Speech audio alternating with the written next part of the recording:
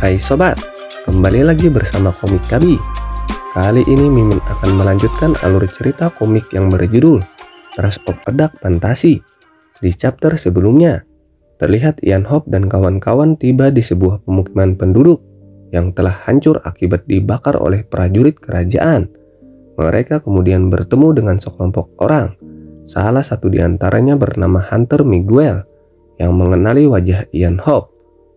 Pada saat itu, dari balik bukit kecil, muncul sosok makhluk tak berkepala yang menunggangi kuda. Siapakah sosok tersebut? Tanpa berlama-lama, mari kita simak alur ceritanya. Melihat kejadian itu, Philip berkata, "Kau benar, kerajaan memang sudah kacau." Dalam hati Ian berkata, "Ku harap keadaannya tidak seperti ini juga. Janganlah selalu monster elit yang muncul di hadapan kita." Bajingan Black Mage itu, dia terlihat tidak becus merawat benih yang dia sebarkan. Namun itu menguntungkanku. Aku jadi tidak usah repot-repot lagi.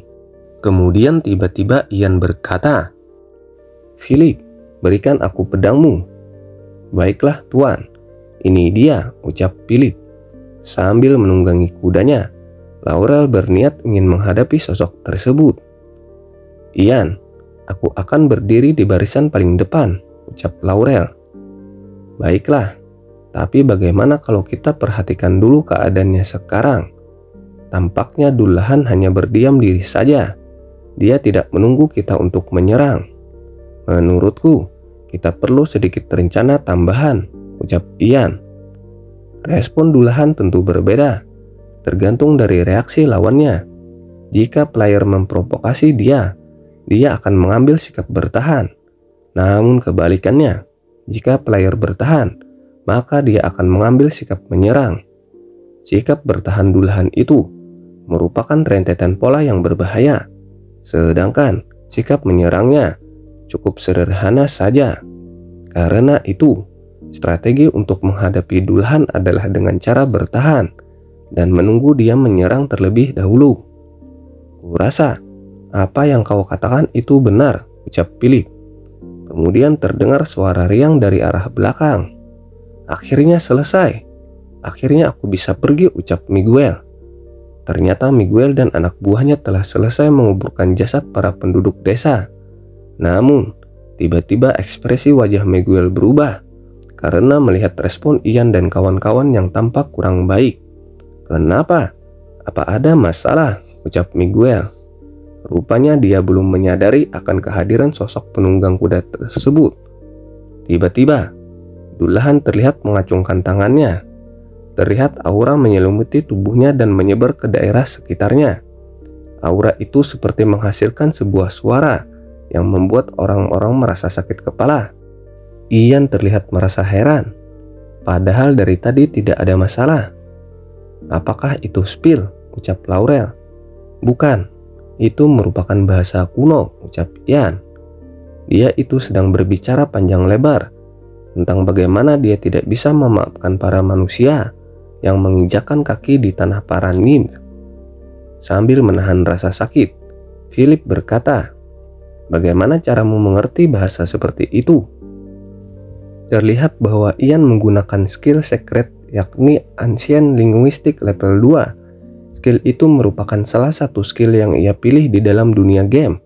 Skill ini merupakan job skill yang Ian pilih naikkan sampai ke level 2 untuk event peradaban kuno, yang seharusnya itu mampu diselesaikan dengan cepat.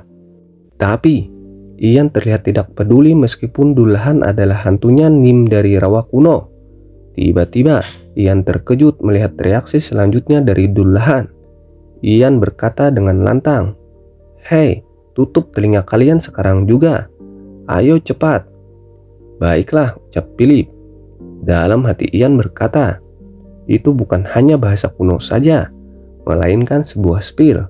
Jika manusia biasa tidak kuat mendengarnya, hal yang buruk akan terjadi.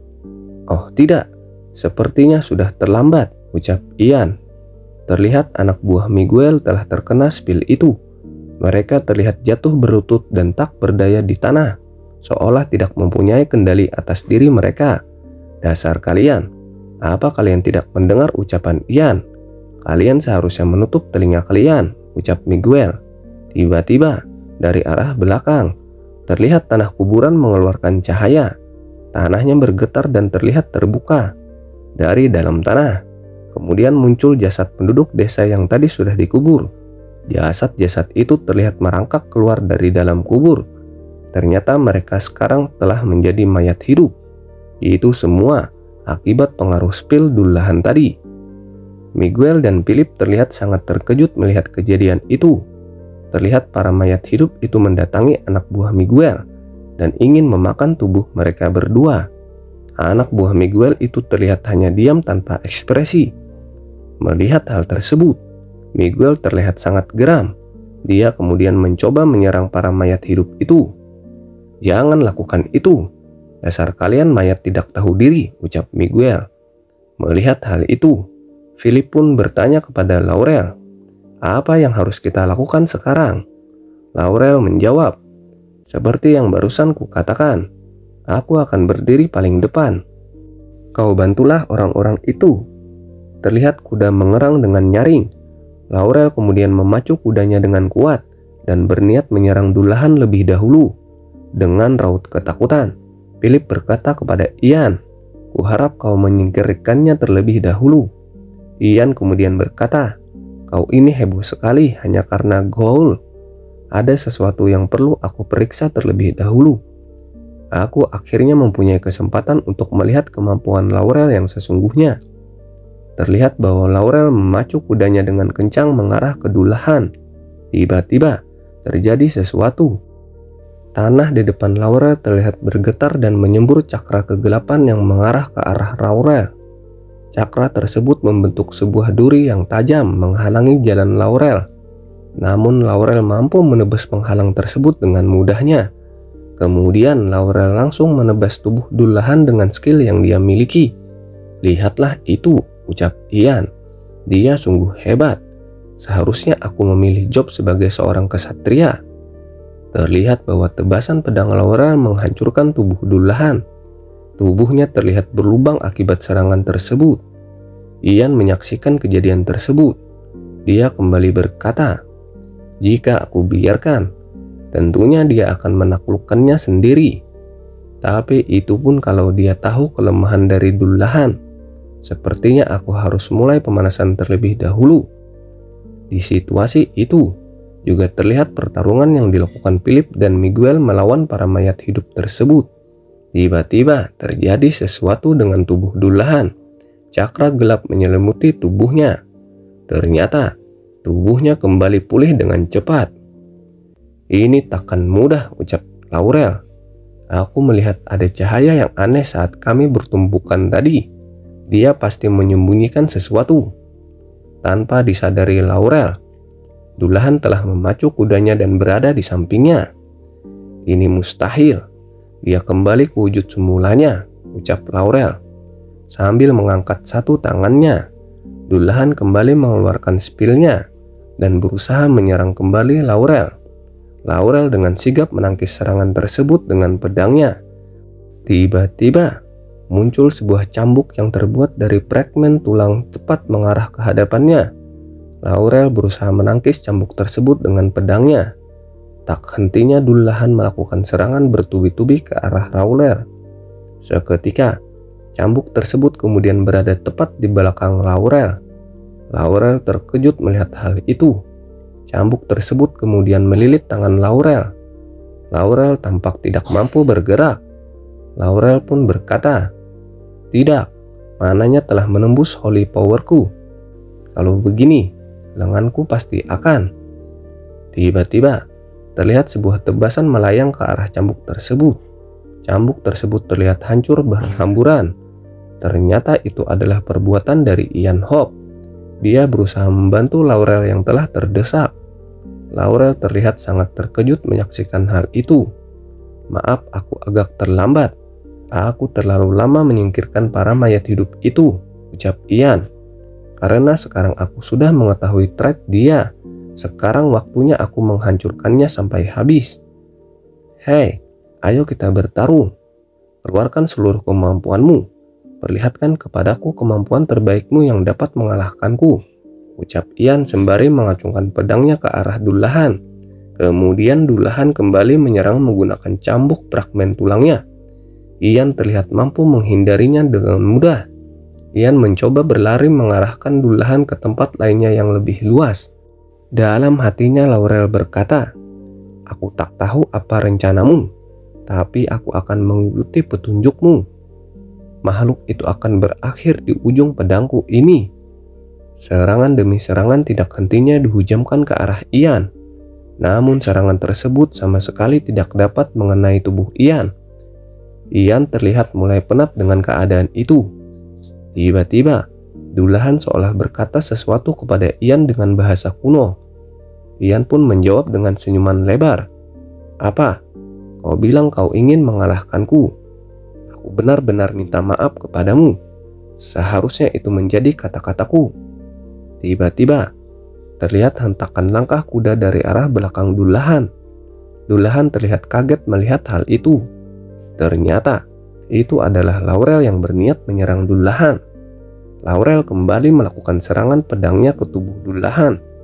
Tubuh Dullahan terlihat kembali hancur terkena tebasan itu.